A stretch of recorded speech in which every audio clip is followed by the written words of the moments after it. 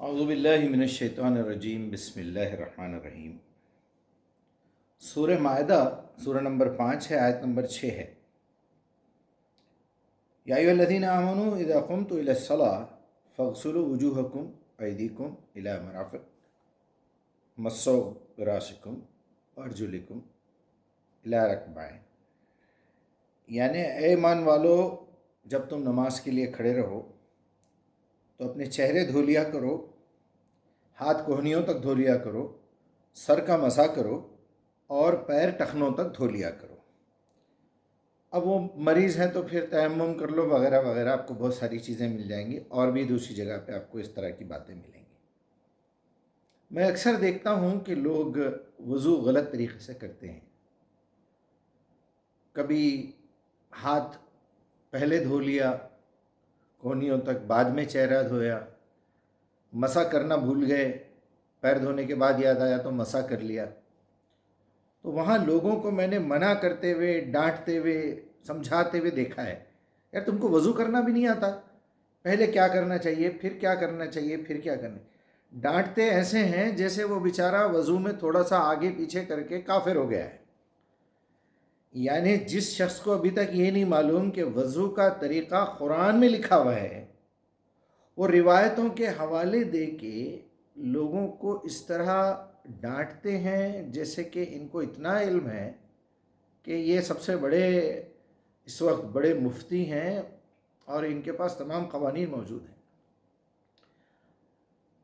میرے ساتھ ایسا اتفاق ہوا تو میں اکثر یہ سوچتا ہوں، بتاتا بھی ہوں لوگوں کو کہ بھائی صاحب، جس شخص کو ابھی تک یہ پتہ نہیں چلا کہ یہ اللہ کی کتاب ہے، جس شخص نے ابھی تک یہ طے نہیں کیا کہ میری زندگی کا ہر پہلو، ہر کام مجھے اللہ سے پوچھ کے کرنا چاہیے کہ میرے مالک تو میرا خالق ہے، تو میرا مالک ہے، پروردگار ہے، مالک یوم الدین ہے، قیامت کے دن مجھ سے میری زندگی کے ایک لمحے کے بارے میں سوال کرنے والا ہے، میری سوچ کے بارے میں سوال کرنے والا ہے، میرا دیکھنا، سننا، سونگنا، چکنا، بولنا، عمل کرنا، دل میں کسی بات کی محبت یا نفرت رکھنا، میرے پیسے کا، میری آمدنی کا ایک ایک لمحے کا مجھے حساب دینا ہے۔ ایک پیسہ بھی اگر ہے تو وہ کہاں سے آیا، کہاں جانا ہے۔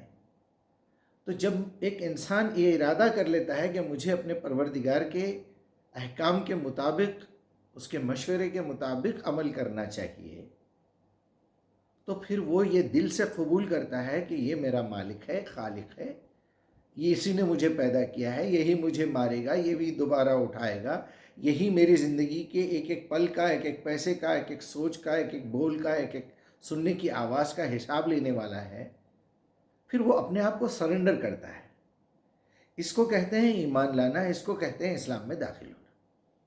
ابھی جو سلسلہ آج کل چل رہا ہے، مجھے خیال آتا ہے اکثر کہ یہ کیا باتیں ہم لوگ کرتے ہیں۔ اب آپ اندازہ کیجئے، اگر میں اسی مولانا، اسی امام صاحب سے یہ پوچھوں کہ امام صاحب، یہ جو آپ وضو کا طریقہ سکھا رہے ہیں، یہ کس حدیث میں نبی صلی اللہ علیہ وسلم نے بتایا ہے، تو وہ بولیں گے ہاں ہم نے سنا ہے۔ اچھا، کہیں قرآن میں یہ لکھا ہوا ہے؟ وہ بولیں گے ارے وضو کا طریقہ قرآن میں کیوں رہے گا لکھا ہوا؟ یعنی ان کو پتہ نہیں ہے، ایسا ہو چکا ہے۔ تو اب اس بیچارے کو یہ پتہ نہیں ہے کہ دعوت دینا ہے، اگر کسی کو نصیحت کرنا ہے تو اللہ سبحانہ و تعالیٰ نے حکم دیا ہے، ذکر بالقرآن۔ ذکر کہتے ہیں یاد دلانا، یاد دہائی، یاد دہانی یا نصیحت۔ نصیحت ہمیشہ قرآن سے کرو۔ اگر آپ روایتوں سے کریں گے تو لازماً جھگڑے ہوں گے، لازماً۔ نہیں وہ ہمارے فرقے میں پہلے پیر دھونا ہے، بعد میں ہاتھ دھونا ہے۔ میں ایک مثال لے رہا ہوں۔ نماز کے متعلق جتنے جھگڑے، جتنے فسادات، جتنے فرقے ہمارے پاس ہیں نا، اعوذ باللہ، اعوذ باللہ۔ کیوں ہو رہا ہے یہ سب؟ ایک تو آپ کے پاس علم نہیں ہے، آپ جو ہے کوئی ایک فرقہ جوائن کر لیے ہیں، بس آپ کو یہ پتہ چل گیا کہ رفع یدین کرنا ہے، سینے پہ ہاتھ باندھنا ہے۔ ارے میرے بھائی، اگر سینے پہ ہاتھ باندھنا اتنا زیادہ ضروری ہوتا تو اللہ تعالیٰ سینے پہ ہاتھ باندھنے کے لیے ایک لفظ لکھ دیتے۔ رفع یدین کرنا ضروری ہوتا تو کہیں نہ کہیں قرآن میں لکھا ہوا ہوتا۔ یعنی اللہ کی نظر میں وضو کرنا، اپنے آپ کو صاف کرنا، اس ترتیب کے ساتھ اللہ نے بتایا ہے کہ دیکھو تم پہلے اپنے چہرے دھو، ہاتھوں کو کونیاں تک دھو، سر پہ مسح کرو، اس کے بعد پیر دھو۔ اب اس کے اندر کلی لکھی ہوئی نہیں ہے، اب ہمارے پاس کلی کرنا سکھاتے ہیں، ہے نا؟ مطلب یہ ہوا کہ وہ اسی طریقے کو، اسی بات کو جو قرآن میں آئی ہے اللہ کے رسول صلی اللہ علیہ وسلم کر کے دکھائیں گے۔ تو آپ کا کام کیا ہے؟ پہلے آپ کا کام پہلے یہ ہے کہ قرآن میں سے نکال کے بتائیں، دیکھو بیٹا قرآن میں وضو کا طریقہ لکھا ہوا ہے، اس کو ہمارے پیارے نبی صلی اللہ علیہ وسلم نے اس طرح کر کے دکھایا ہے، یہ طریقہ ہے بات کرنے کا۔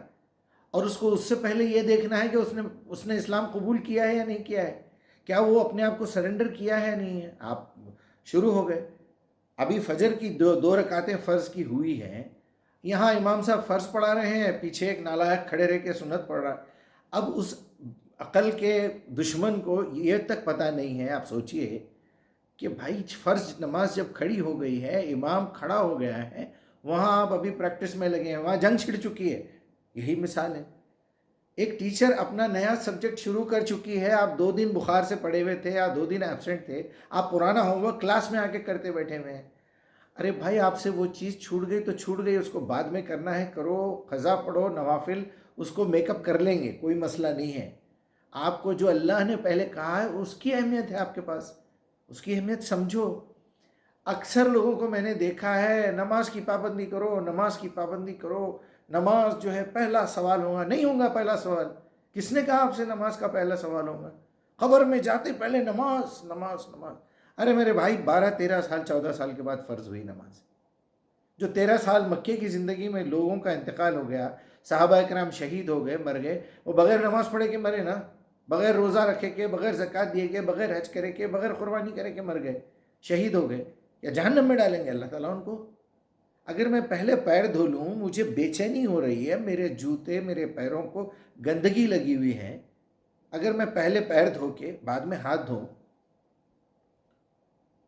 تو آپ سوچیں کیا میں کافر ہو جاؤں گا؟ آپ جس بیکار بات کے اوپر اتنا سٹریس دے رہے ہیں، اتنی تکلیف پہنچا رہے ہیں سامنے والے کو، وہ بیچارہ ایمان ہی نہیں لایا اب تک، اب اس کو جواب دینا آتا نہیں۔